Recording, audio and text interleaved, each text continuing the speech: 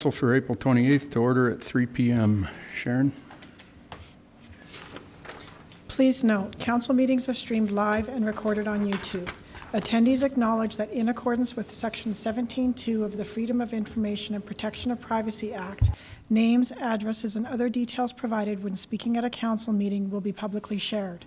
Should you have any questions related to the collection or disclosure of personal information, please contact the Legislative and Advisory Services Division for the Town of High River by sending an email to foip@highriver.ca. Thanks, Sharon. Adoption of today's agenda. I'll ask for a motion from Councillor Jones. No, to the minutes? We haven't even... No, that's not your role here right now, Maureen. Thank you. We're not even there yet. And no, members of the public can't amend minutes. Like at the end, you can come up and request in public comment section, but members of the public can't amend our minutes. So I'll start with the adoption of the agenda, item number 2. And I'll ask for a motion from Councillor Jones that Council adopt the agenda for the regular Council meeting April 28th, 2025 as presented. I'll give you that motion, Mayor Snodgrass. Good. All in favor? Carried. Adoption of the previous minutes. I'll ask for a motion from April 14th. Ask for a motion from Councillor Barton that Council adopts the April 14th, 2025 regular Council meeting minutes as presented. You have my motion, Mayor. Good. No, Maureen, before we vote on this, I'll ask, is there something significant that is missed? With what I have said, I would like the 42% regarding the amount of water that is lost. I think the 42%, because I did say 42% of the water lost. And it just says regarding the amount of water that is lost. Okay, yeah, but that was just, it wasn't a comment. It had nothing to do with any decision making that we were doing on here. So all of that information's coming up in previous meetings, et cetera, on where the water loss and et cetera, and what it actually means will be coming up. But so we won't be amending that portion of these minutes. So council vote, all in favor? Carried. We have a public hearing today for bylaw 4464-2025 to amend the South High River Area Structure Plan. Sarah, do you want to start?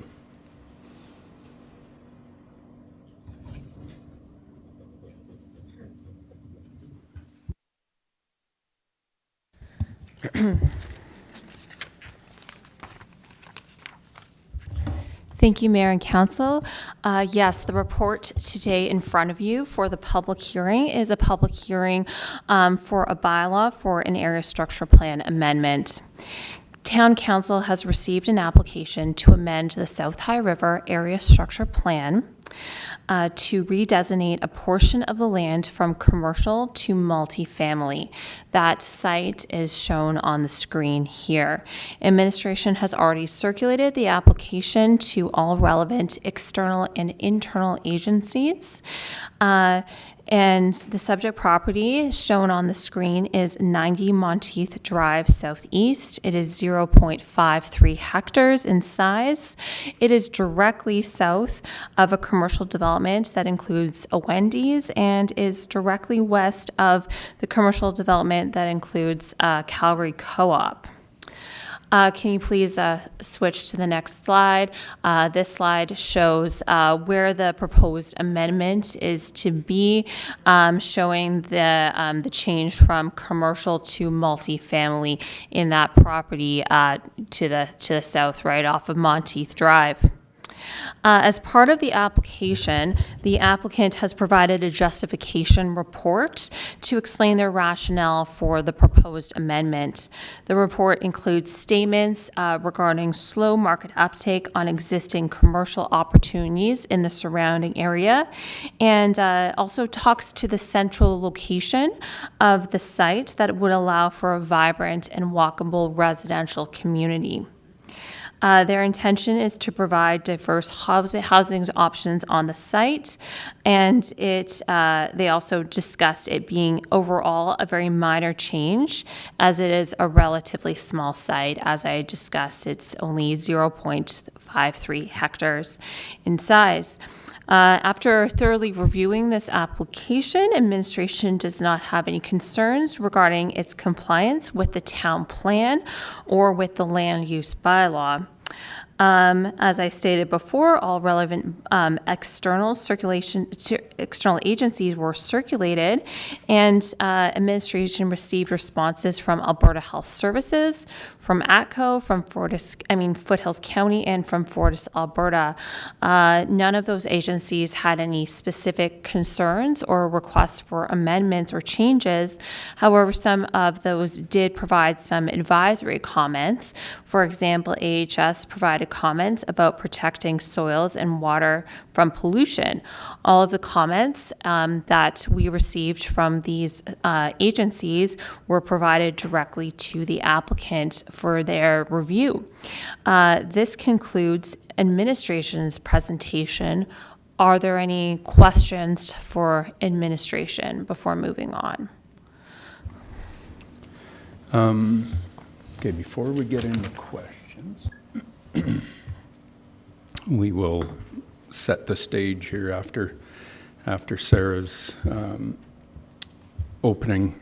And so before we get into the public portion, I just want to set the rules of conduct that will be followed with all our public hearings. And first one being, no person shall address council without their permission. No person shall speak more than once or for more than 5 minutes, exclusive of the time required to answer questions from council. No member of council may debate the bylaw or item that is the subject of the public hearing.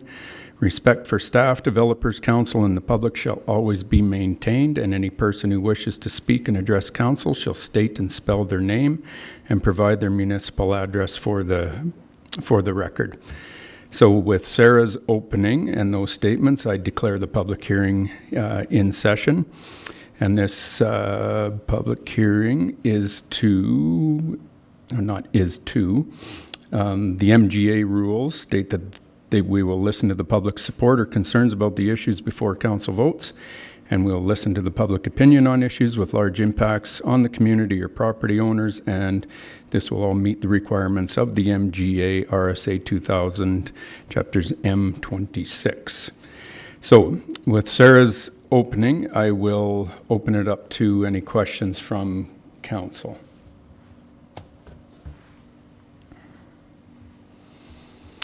I see none, hear none. Is there anyone from the public who wishes to speak in support of the bylaw? From Dream? Okay.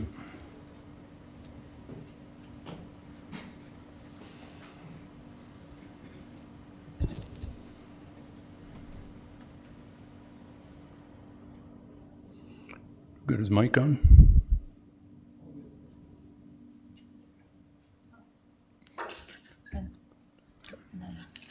Thanks, sir.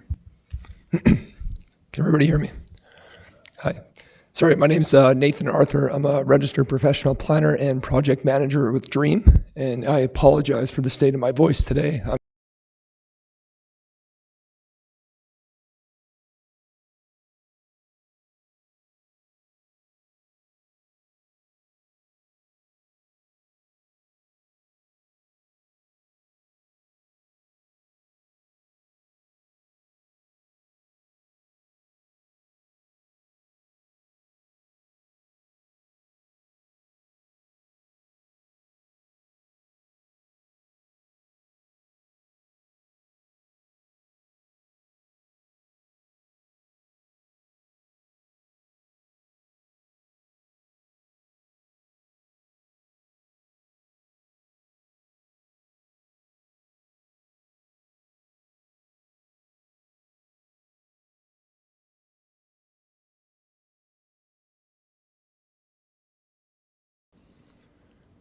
See none, hear none. Thanks.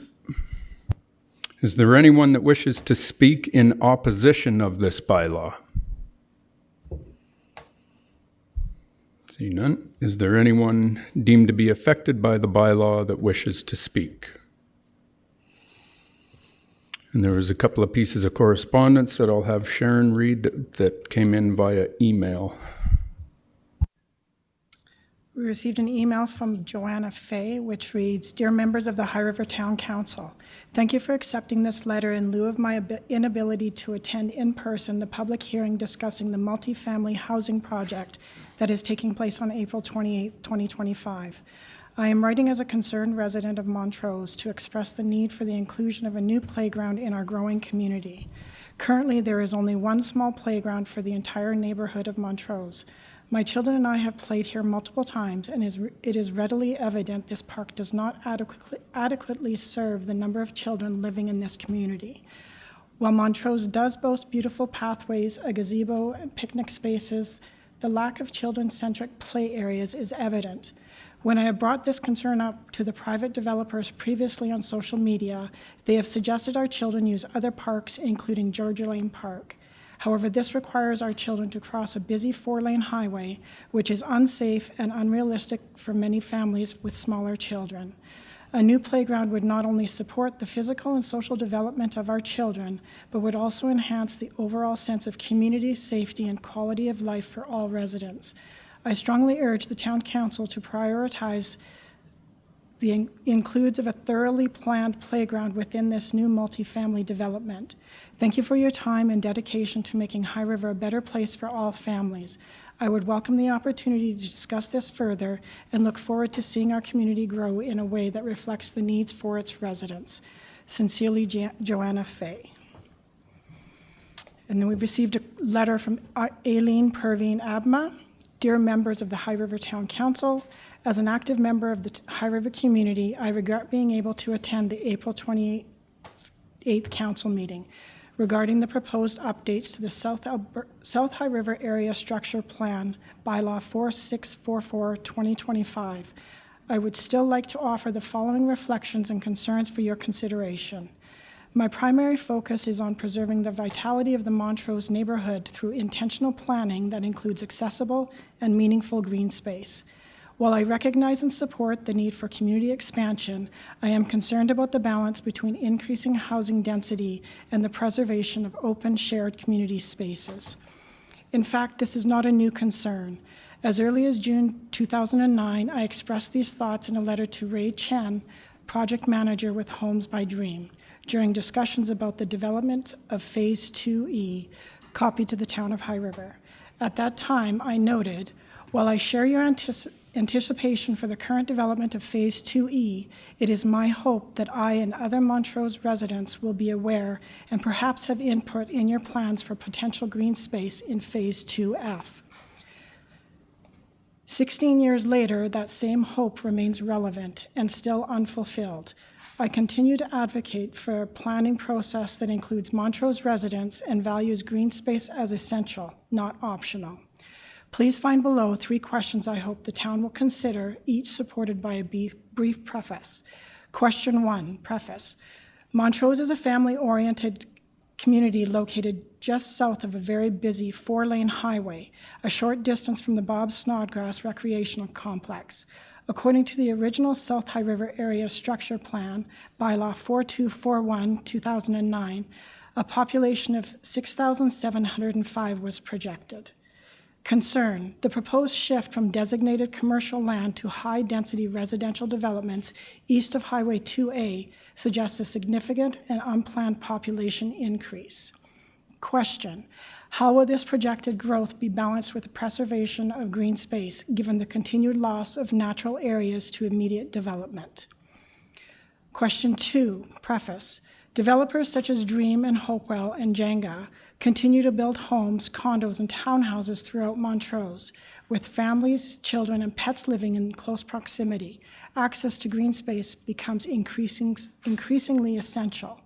Concern, While pet ownership brings vibrancy to our community, limited green space has contributed to tensions, such as increased off-leash dog activity and unscooped waste, which are common topics in local forums.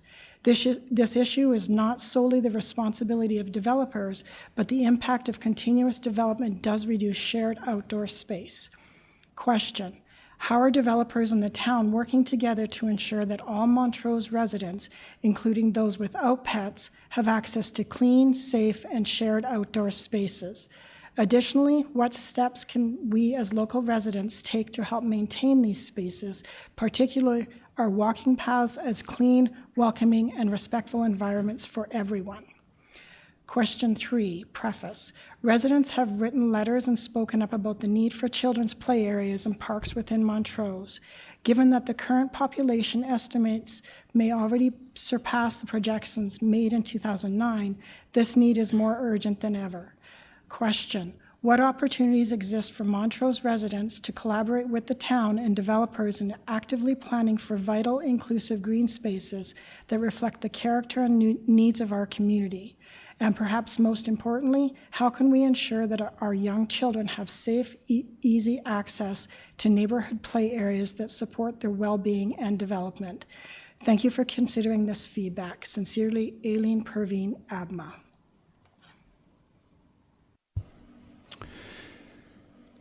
Thanks, Sharon. So Clark, Nathan, as this concern, it's the same concern for both Joanna and Aileen.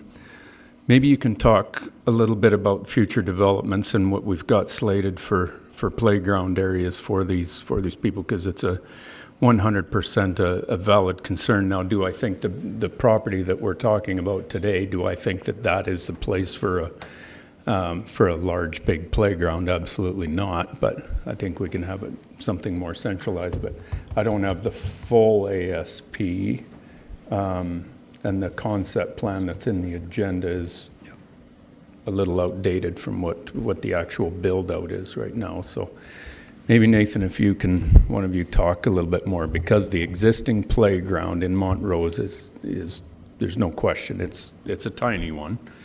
And what the future build-out looks like for playground in Montrose. Yes, sir. So the plan, actually, the application, just to clarify, doesn't actually intend to take away, expand, or remove anything from when it comes to green space. So the proposed bylaw in front of us to redesignate the area from commercial to multi-residential would just be for that parcel itself. However, the letters do raise concerns that we obviously want to take into consideration, and all resident feedback is important regardless of whatever stage of development it's in. There are future plans for continuing on the same green space program as per the ASP that's been in place since its adoption.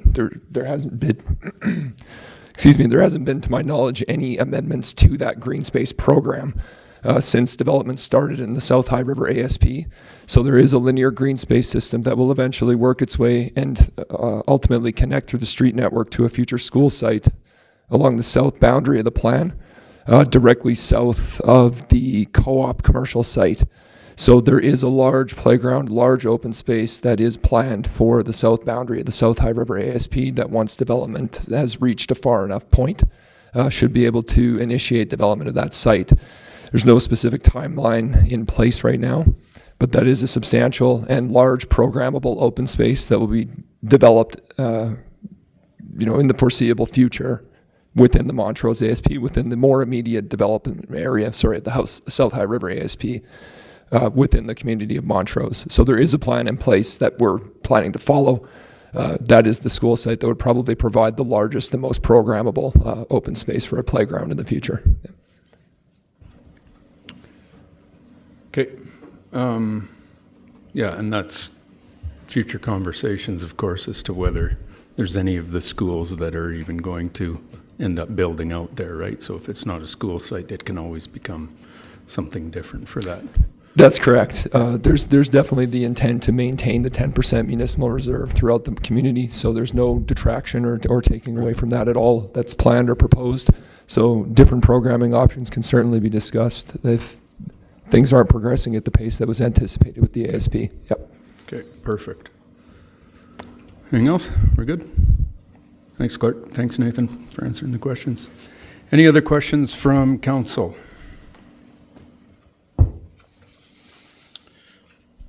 No further questions. I close the public hearing for today. Thank you very much.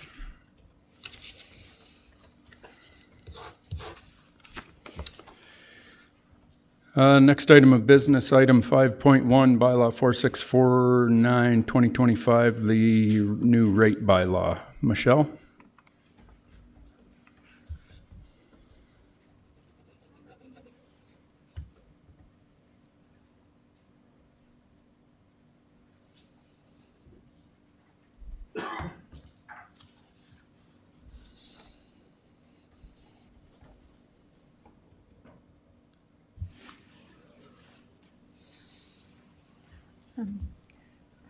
Good afternoon, Mayor and Council.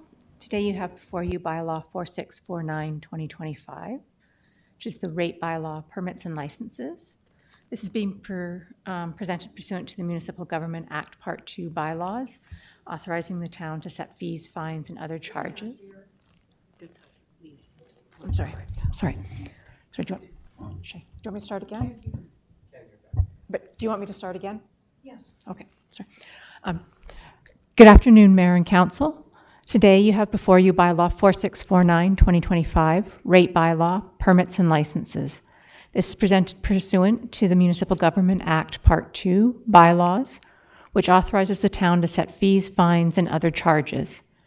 In December 2024, Council adopted the 2025 operating budget in the amount of $34.2 million, which included $12.2 million in fees, fines, and other charges.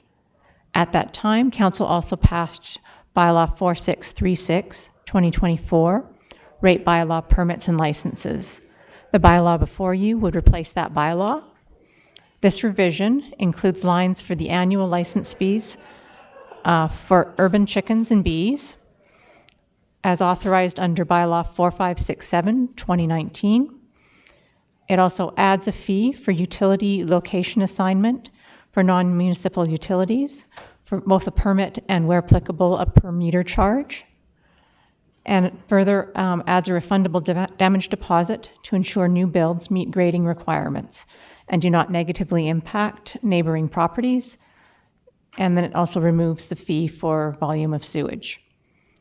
Does council or anyone have any questions? Thanks, Michelle. Any questions from council? The permits for chickens and bees? Yes. What's the purpose? There's always been an annual license for the urban chickens and bees.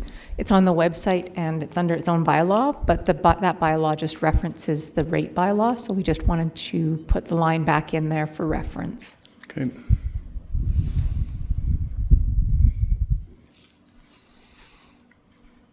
No questions from council? Councillor Nychuk? Thanks. This has come up before, but the whole business license scenario, I know we're short on our tenure here, but maybe just to make a note of it, to discuss that with the future council at some point.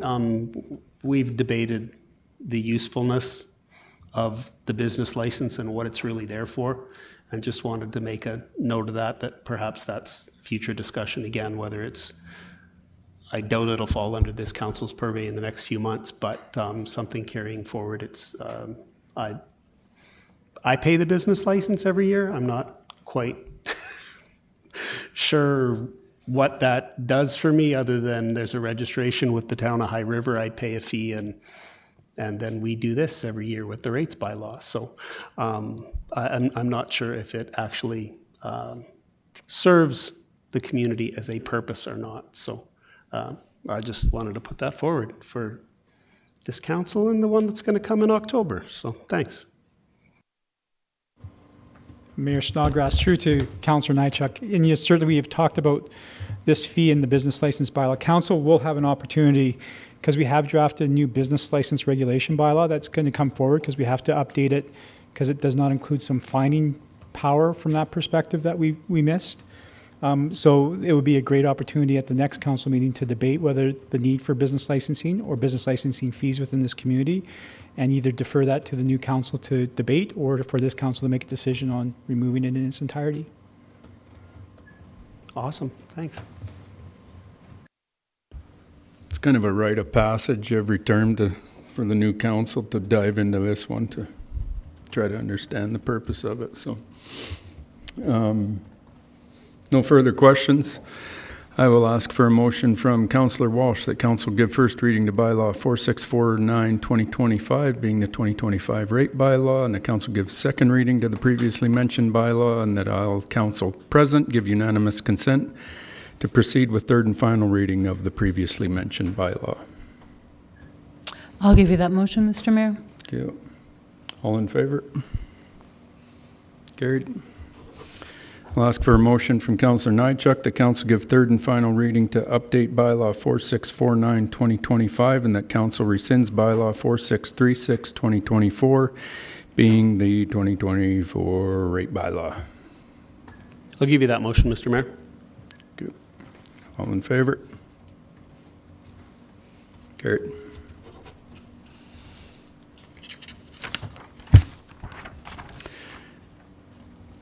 Next one is the 2025 rate bylaw for utilities. Michelle. Good afternoon, Mayor and Council. Today you have before you bylaw 4641-2025, rate bylaw utilities. This is presented also, pursuant to the Municipal Government Act Part 2 bylaws, which authorizes the town to set fees, fines, and other charges. In December 2024, Council adopted the 2025 operating budget in the amount of $34.2 million, which included $12.2 million in fees, fines, and other charges. At that time, 2 rate bylaws were presented, general services and permits and licenses, subsequently amended, with a third recreation presented last month. This is the final of the 4 rate bylaws to replace bylaw 4612-2023. Changes to the utility rate bylaw include an increase in the base rate for storm water from $5.85 bi-monthly to $10. Increases in usage fees for water and wastewater.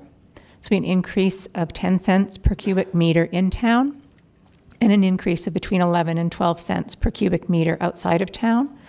And we'll also have the added result of aligning rates outside of town to those inside town. As an example, a 2-person household using an average of 5 cubic meters per person per month would expect to see somewhere in the neighborhood of an increase of $8.15 per bi-monthly bill, which would annualize at $48.90 for that household. And these increases are being made in order to help support capital infrastructure replacement. In the case of the usage fees for water and wastewater, it would be supporting those lines. And in the case of the stormwater, it's to maintain flood mitigation infrastructure. Are there any questions?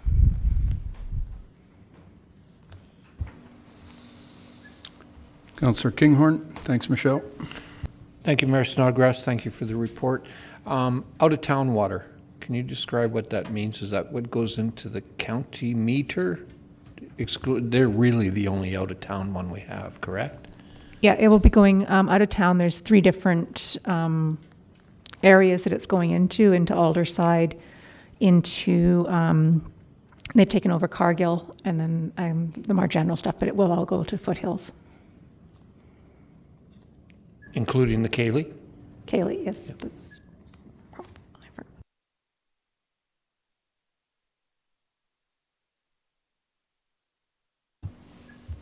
Councillor Nychuk. Thanks, Mayor Snodgrass. Thanks for the report. Talking specifically about fees for ongoing capital infrastructure replacement, some of this increase in fees is due to cost of process too, right? Like the town of High River isn't an outlier in terms of the costs of everything going up.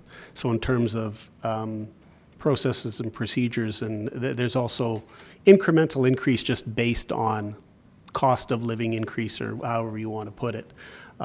So this isn't entirely just capital infrastructure. Is that a decent way to understand it, or this is, it's inclusive of that, I guess is what I'm asking?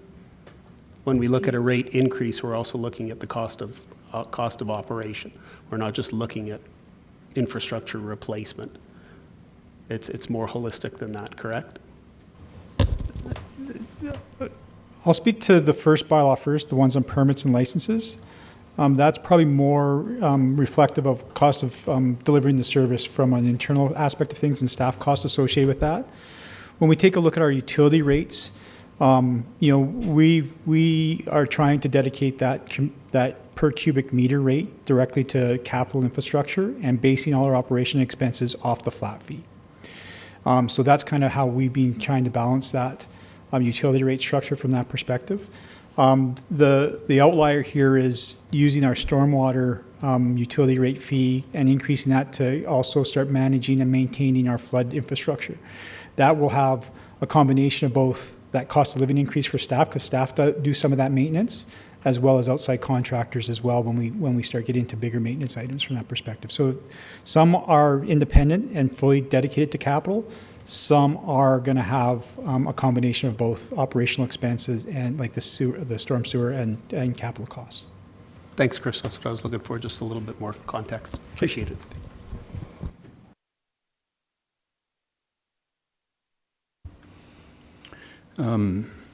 This one's always entertaining to me as to how little we actually pay for water. Because if you look at a cubic meter of water, which is 1,000 1-liter bottles of water, I don't know what you pay at it down at A+1 for a 1-liter bottle of water. But we're only paying $1.08 for a whole cube. $1.08 for a cubic meter of water directly to our house. And that's, we don't own or sell the actual water physically. We all own the water. It's the processing and the staff and the treatment of it is really what you're paying for, and the delivery of it. So, when I often have people asking me about this when we do this, and it's mind-blowing that $1.08 is what we pay for 1,000 bottles of water. So, no further questions from council. I will ask for a motion from, where am I at? Councillor Jones, that council give first reading to bylaw 4641-2025, the 2025 utilities rate bylaw, and that council give second reading to the previously mentioned bylaw, and that all council present gives unanimous consent to proceed with third and final reading of the previously mentioned bylaw. I'll give you that motion, Mayor Snodgrass. Thank you. All in favor? Carried. I'll ask for a motion from Councillor Walsh that council give third and final reading to bylaw 4641-2025, and that council rescinds bylaw 4612-2023, being the 2023 rate bylaw in its entirety. You have my motion, Mr. Mayor. Thank you. All in favor? Carried.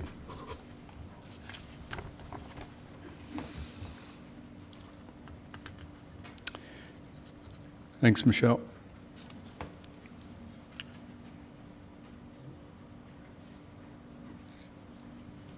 5.3, the High River Utility Master Plan Update, Engineering Consultant Contract Award. Andrew?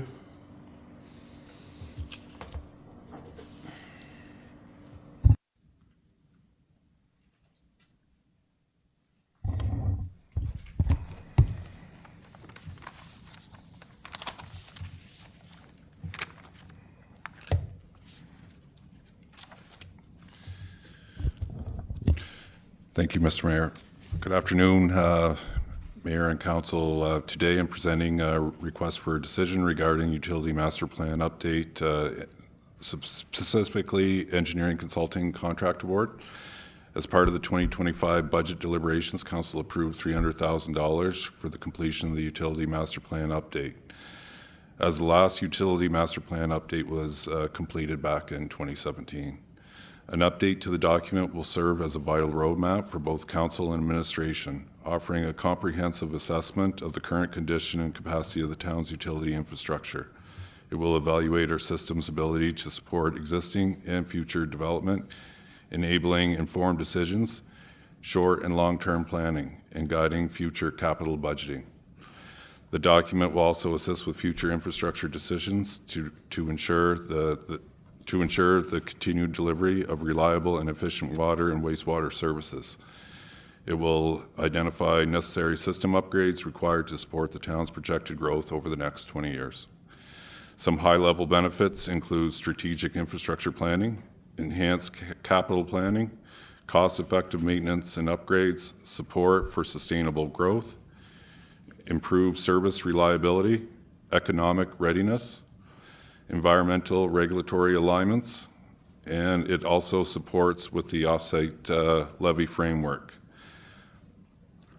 And overall, it enhances the overall quality to life for residents by ensuring reliable and resilient services. The Utility Master Plan update competition followed the town's procurement policy and competitive bid process. The competitive competition closed on March 25th, 2025, with the town receiving 3 compliant proposals.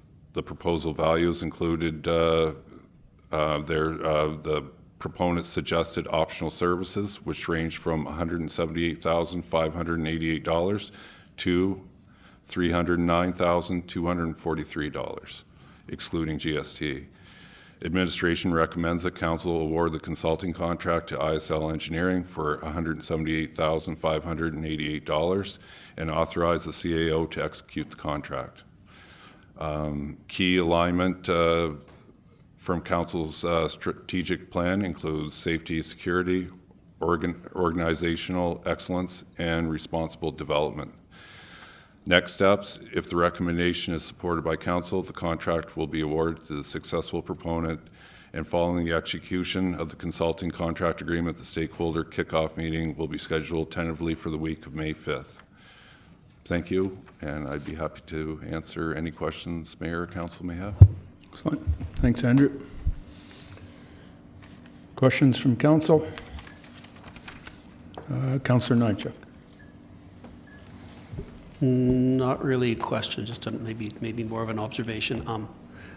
I like the trend that these things are coming to us, and this one being awarded, or seemingly, we'll vote on it, $178,588 in comparison to the other 2 contractors that were listed. I'm sure we're not cutting corners, scrimping, but there's a pretty big disparity between this engineering firm and the other two that were listed, like between costing-wise, ISL to the second in line, I think was $100,000 difference in their base fee, which I found really interesting. I don't know if I'm looking for a comment, but more of good work if we can get it done at a very reasonable cost as compared to other engineers or engineering firms that are out there. I just appreciate the work, and yeah, really not a question, just a comment, and I like the trend that these things are coming to us on. We tend to be picking the lowest cost option right now, and I'm sure you guys have vetted them all out well, that we're going to get the best service, so thank you. Thank you, Councillor.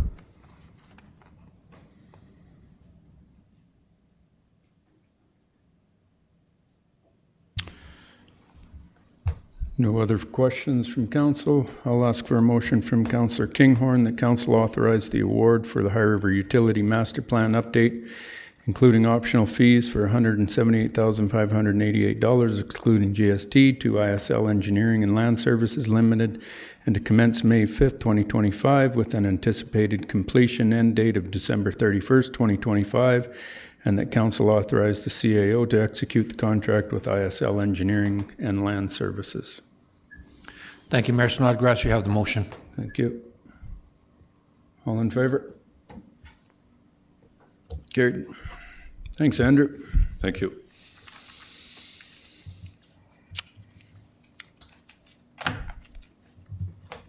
Bank armoring and upstream riparian rehabilitation project modifications. Diana?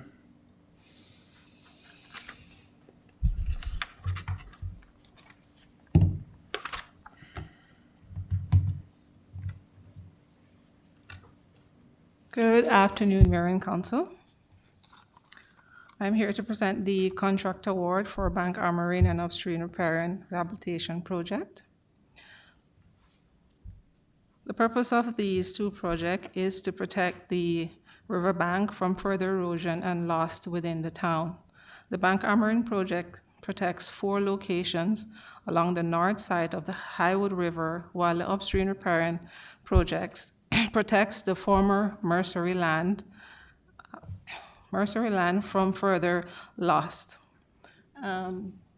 As you can see on this screen there, it actually shows the 4 locations as well as the lands for that's located on the Mercery land, sorry.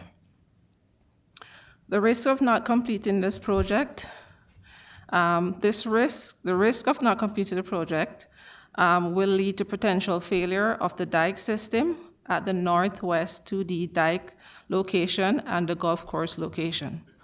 Location on the south side of the river near the former Mercery land will continue to erode and may threaten 1 or 2 main power feeds into the south side of the town.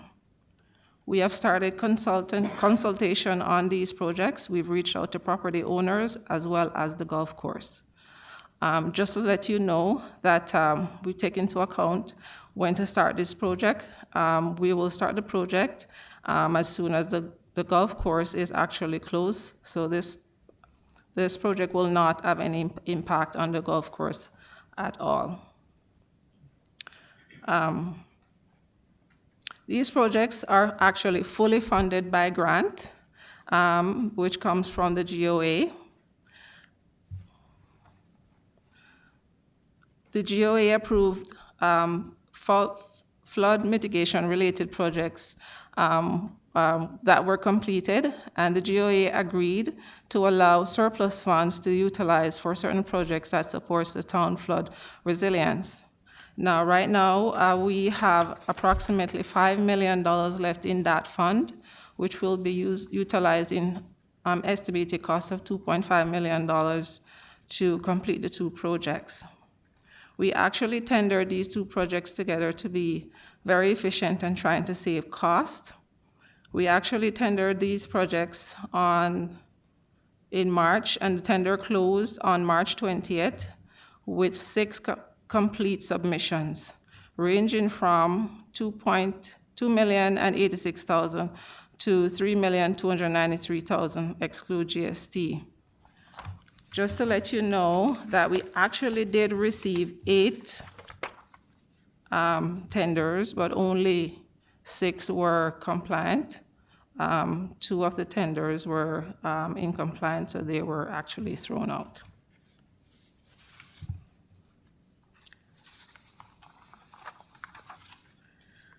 At this time, we're asking council to award the project to Blackie, the Bank Armoring and Upstream Repairing project to Blackie site,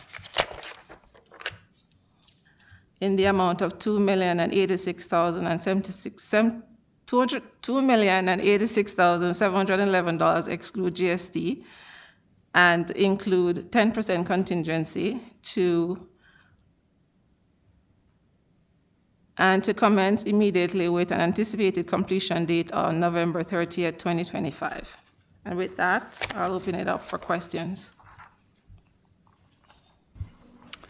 Thanks, Diana. Any questions from council? Okay, so sites 1, 2, 3, and 4. I know there are enhancements and little adjustments along those sections. Location 5 is the one that I've got concerns about because the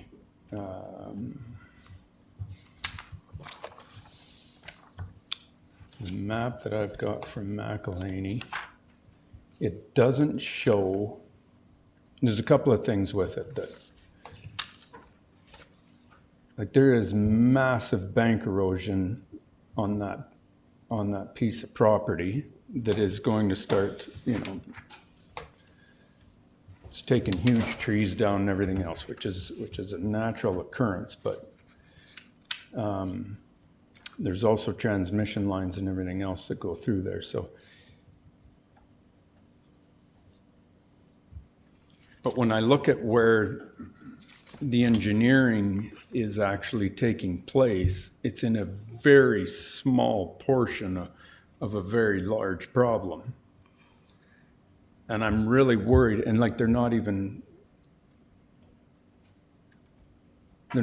going into the actual bank. They're staying back away from the bank, and then they're going to bury this riprap.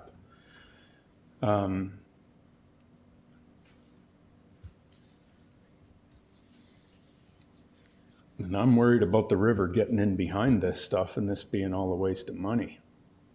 Because it's the corner that it's on, like it's eroding quite a ways upstream from that corner is where it's, where the physical erosion starts. It's quite a ways up, and I can see it just blowing through there. I watch it every single year. It's right behind the house, of course, but so I'm just, I guess my question is that do you feel this is enough to solve this issue?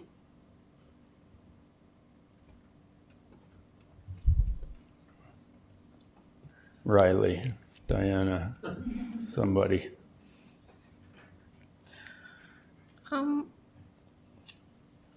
My understanding for the particular area that you're talking about is the scope of work includes they're going to literally be digging a trench and put riprap within that trench and then have vegetation growing on top of it and try to protect the area to make sure that the vegetation actually grows in, and then all that water will then go beneath through the riprap. And then the vegetation will kind of hold it in place. And that's the hope that that will solve the problem. Right. So the theory, back when I was on the board at the golf course, we did the same kind of thing north where location 3 is, I guess.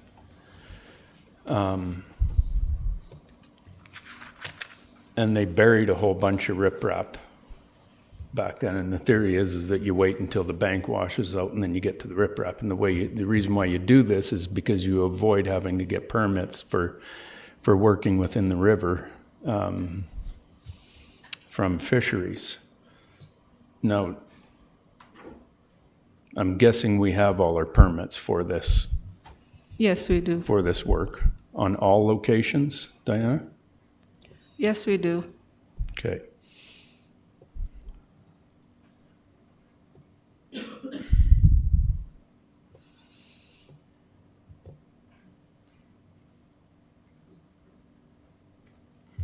Yeah, I've got concerns about how this goes, because if you go Google Earth, you can see how close the transmission lines are to the current erosion, but not much. I'll take this more than nothing. So, Councillor Kinghorn? Before we jump in, I just have one last note to make, that bear in mind that the grant expires this year. And if we don't utilize it, then we will be able to do anything. No, I'm very aware of that. That's why at some point in time here, I'm going to keep my mouth shut. But when Tom Gillis and I were discussing this and walked it years ago, and when we kind of started this to see what we could get done out of our mitigation grants for this location, we had talked about a lot more armoring, more like what's actually around, downstream from this location, what's actually around the golf course, and more like what's along George Lane Park, et cetera, to stop this, to try to stop this erosion a little bit. And what we just put in a few years ago up at the golf course, closer to Site 3, I guess it is. But like you say, Diana, if this is what we can get out of this grant, we'll take it, but I just don't want it to be a waste of money the next time high water comes up, or because this thing erodes. It's eroded every year since 2013, and we haven't had more than 300 CMS of water since 2013 come down this river. And everybody remembers 2013 was 1,800, so not like this will do anything if that shows up again anyways, but fine, I'll buy it. You get my vote. I would like to add to that, Oh, Mr. great. Mayor. Contingency? Contingency, yes. There can be, and there typically is, maintenance associated with these structures. Sites 1 through 4, I mean, we've already been in those areas doing diking, and now as the river moves and changes, we've had to come back and do improvements. And so there is always the possibility that we will have to come back and relook at this. That said, I mean, we had a number of river engineers and whatnot do the design, and their indication to us is that this will suit our needs.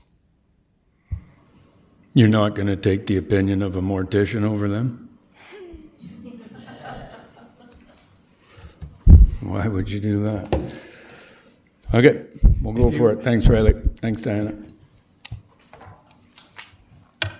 I will ask for a motion. What's that? Sorry. Sorry, I was just asking her to bring up a picture of 5 so people know what you're talking about. Oh, okay, sorry. That's the next slide there. So we're looking at that engineer drawing. I just wanted you guys were looking at that engineer drawing. So when Craig was referring to that 5, that's, everybody probably has an idea. But I wanted everybody to know what you're talking about. That site right there. So just put it into context in the photograph. Thanks, Michael. Appreciate it. Thank you.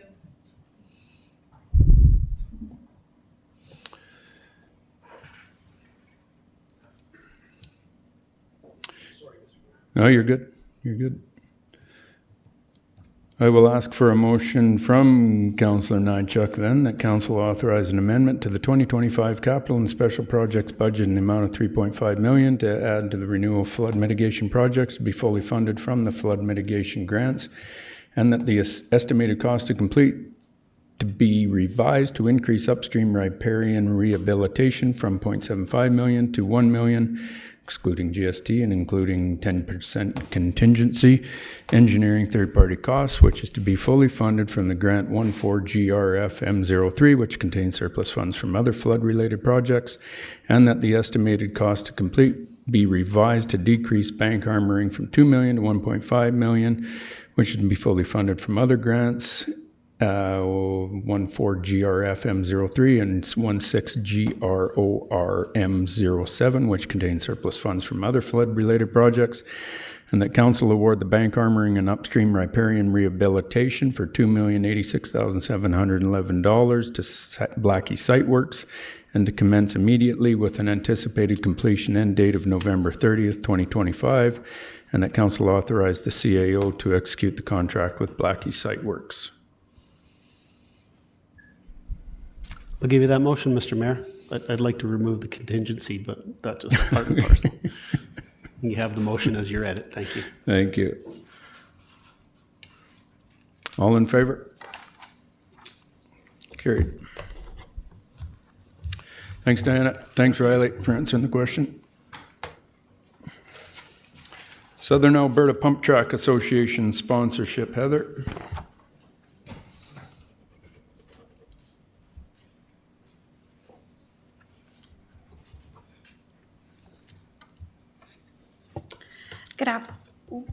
Good afternoon, Mayor and Council. I'm here on behalf of the Southern Alberta Pump Track Association regarding their request for sponsorship for the first provincial championship to be held here in High River.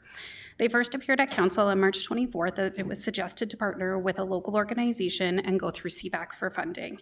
The High River Pump Track Society declined the partnership, and since the Southern Alberta Pump Track Association is not from High River, CVAC is unable to receive their application.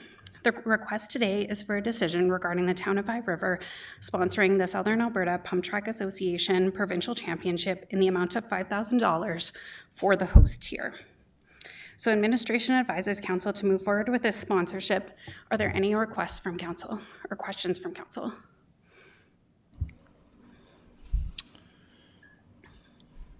Councillor Nychuk. Thanks, Mr. Snodgrass. I'm a little challenged with this one on a couple of things. It's an organization from outside the city. They are. I love it because it deals with the pump track. And obviously we supported that. The community stood up and raised a lot of money and did a lot of work. And we have a really cool facility in section of town over there with the spray park, the pump track, the playground, the open area that's there.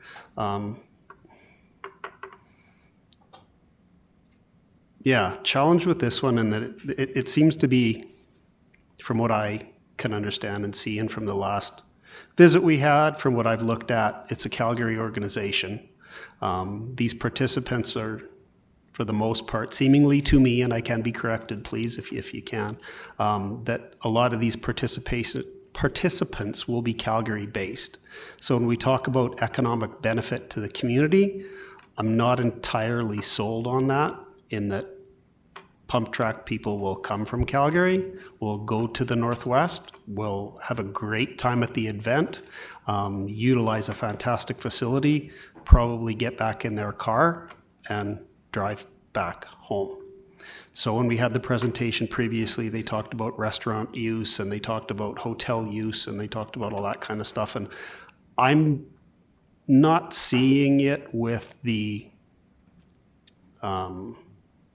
I don't want to say I was forensic in my research, but the little bit I looked into it, it kind of seemed Calgary focused. So, hey, I like Calgary and Calgary people, but I also love my community. So I'm having difficulty with this one. I guess if I was to get some more information here today or opinions from other councillors, might put me one direction or the other. But if we were to proceed with this, what would be the financial reporting we would get back from the organization on what they used the funds for, how it was implemented in relation to how the event went down? And I guess if we're not going to have something like that, I won't be in favor of the 5,000. If we can have some kind of methodology to understand what the 5,000 went to and what it did in the community, if there was a follow-up with this organization and we could get that kind of data, then my mind might think a little differently, but sorry to take it down a few different tangents. Nope, that's okay.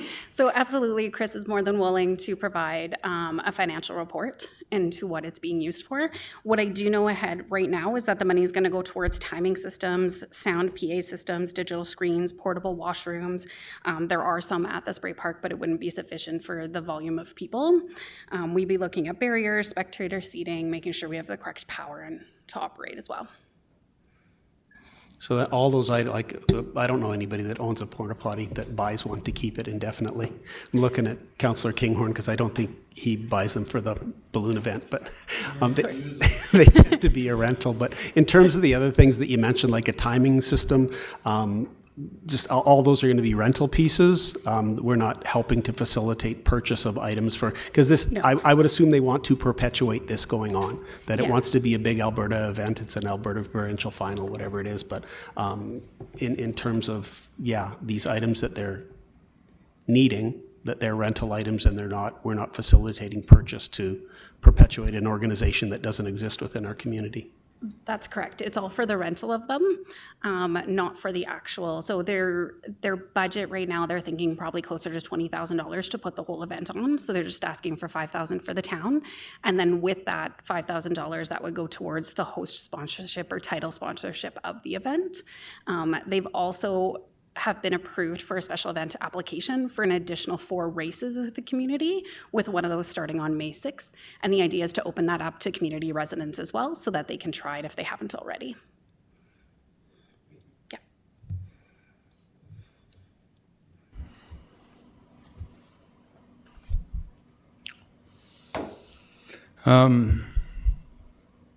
Michael and I are going to be on a couple of different aspects of this thing, I do not see this event creating any kind of an economic boom in High River or having any real economic impact whatsoever. It's extremely hard to try to measure that. This is, let's just say it's a Calgary group that wants to come down and use this pump track that we were all a part of and put a lot of money to get this thing off the ground. I think it's absolutely fantastic that this group is coming and wanting to bring this event and put it in High River and use because they love this is better than what they have in Calgary. Yeah. The fact that we can show to spend $5,000 after I don't know how many tens of thousands of dollars that we put into the thing, if not more, can't remember. But to be able to support these guys to come down and hold this event in High River is absolutely fantastic in my mind, and to be able to show off our community and this facility, and not only that, but to expose, the kids in High River, I don't know that they know there's another level that they can go with this pump track thing. They think it's just a fun thing. That's what my kids do. They whip around it and we go home. They don't know that there's a competition, and so it exposes them to a whole new actual sport into this thing. So I am 100% behind supporting with this $5,000 contribution, because remember what we supported a basketball tournament to pay for refs. The tournament wasn't even in High River. It was in Foothills County. It was a High River group that put the tournament on, is why we supported it. But the facility they used was in Foothills County, so at the Baptist Church. So I think this is huge to be able to promote a new sport for our youth and to do anything. I'll always be into supporting our youth being active in some manner. So it's a small number with an organization that is a $36 million organization. For us to be able to put $5,000 into promoting this facility, I'm all in, 100%. These guys are doing 98% of the work. We're just going to give them a Yeah, little so hand. they'll produce the full event, so it doesn't require anything outside of our normal special event permitting process on behalf of the resources of the town. Perfect. Councillor Jones? Thank you, Mayor Snodgrass. And I do agree with you. On the weekend, it was very beautiful, and I could hear them from my house, all the kids playing on that pump track this weekend, and it was amazing. I felt like summer was literally just around the corner. I think it's awesome for them to see that there is, like Mayor Snodgrass said, something other than just going around this pump track, that there are other opportunities. It is a well-used pump track, and I'd like everybody to understand maybe the broader scope of it, and I think this is a great opportunity for that.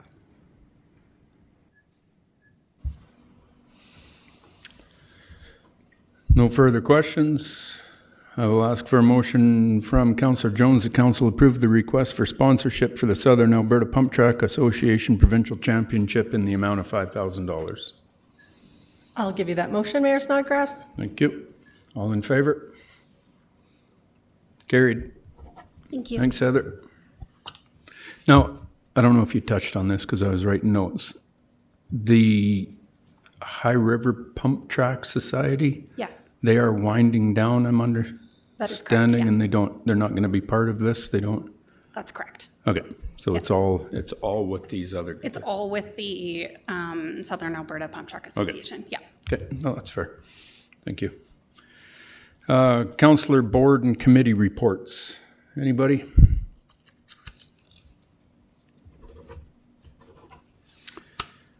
Board and committee minutes. Shepherd Family Park Society board meeting minutes are attached for your reading pleasure.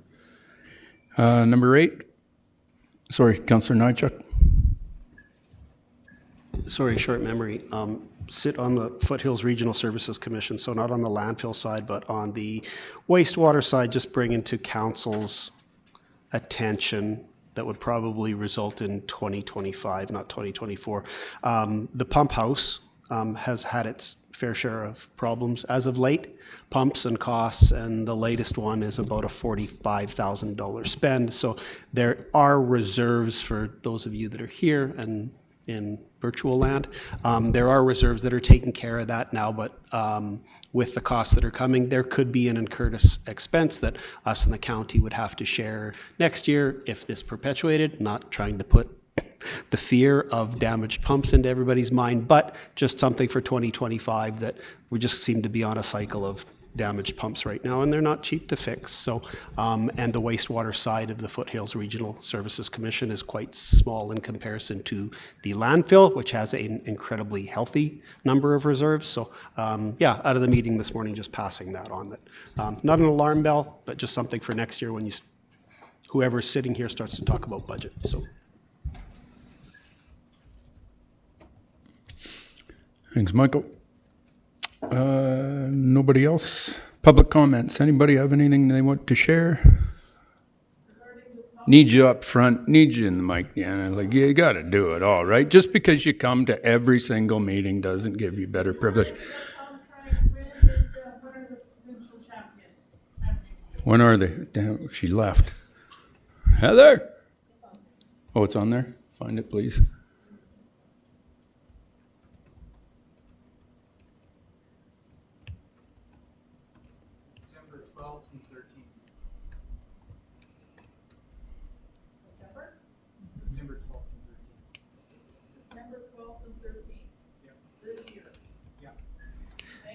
There's time for you to get your bike and practice. Yeah, there's early bird entry coupons for you. So. Nice. Anyone else?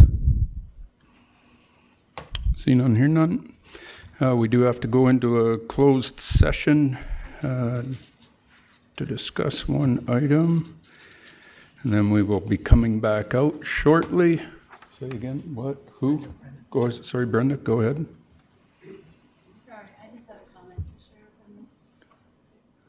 Yeah, you got to turn your mic on, please, and then you're good to go. Thank you. I just wanted to take a minute to share something. Recently, I had the chance to attend the Pink Tea held in honor of the famous five. It was such a special experience. Sitting in the room surrounded by people who care so much about leadership, equality, and history really made me feel proud to be part of the community where we value such things. And one of the real highlights to me was actually meeting Frances Wright, who is co-founder and CEO with the Famous Five and the Trailblazer Tour that we've heard a lot about lately. She's such a passionate and inspiring woman, someone who has spent so much of her life making sure that the Famous Five story continues to be told and celebrated. Frances made me feel even more connected to the spirit of the Famous Five, their courage, their vision, and their belief in making a difference. Meeting her reminded me of how powerful it is when people come together with a shared purpose. And it made me even more excited to bring this to council and all of the things that happen here around women and pioneering things. Anyway, I just wanted to talk about that. And if anybody has an opportunity, the Trailblazer Tour is continuing on through southern Alberta. To the best of my knowledge, the next presentation will be in Waterton. So you can find the Famous Five if you're interested. You can also reach out if you want some other stuff about it. But thank you for hearing that. Thanks, Brenda. So at this time, I'll ask for a motion from Councillor Kinghorn that Council recess the regular Council meeting April 28, 2025 at 4:08 p.m. and move into a closed meeting. Thank you, Mayor Snodgrass. You have the motion. Thank you. All in favor? Carried.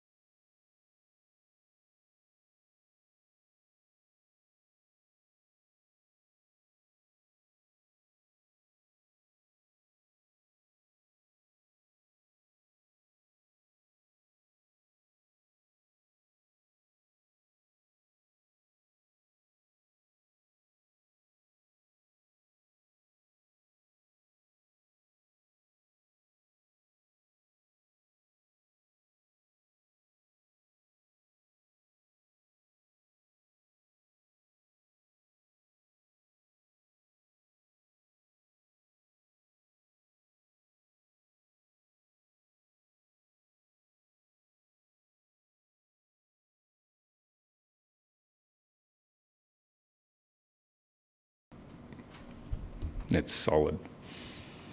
Ask for a motion from Councillor Nychuk that Council appoint Ruth Ann Koyama to the Council Remuneration Task Force effective immediately with the term ending date of October 31st, 2025, and the Council direct administration to proceed with the Council Remuneration Task Force with the 3 members. You have my motion, Mr. Mayor. Thank you. All in favor? Carried. Nothing else? Meeting adjourned 4:12 p.m.